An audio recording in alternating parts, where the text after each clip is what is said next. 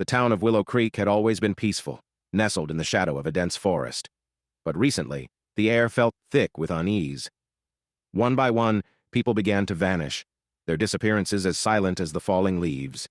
The only common thread was the chilling sight of a woman, tall, slender, with long dark hair that seemed to blend into the night.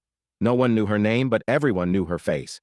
Emily Winters was the town's librarian, a quiet woman with a love for books and a distant smile. No one suspected her until the first body was found. It was Mrs. Hargrove, the old widow who lived at the edge of town. She had been found in her own garden, a serene look frozen on her face, as if she had simply fallen asleep. But her throat had been slit so cleanly it could have been the work of a surgeon.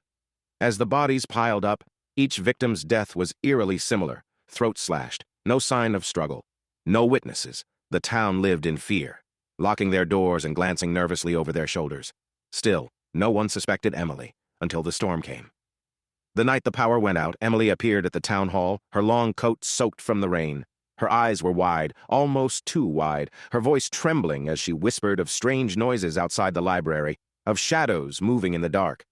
But when the sheriff went to investigate her claim, he found something far worse. A hidden room beneath the library, walls lined with photographs of the missing townsfolk, and in the center of the room, an old, blood-stained knife. The door to the library was locked. They found Emily in the darkness, her pale face glowing under the flickering light. She smiled at the sheriff, her eyes vacant.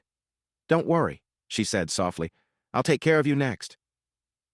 And before he could react, she was gone, slipping into the shadows, leaving only the echo of her soft, deadly laughter.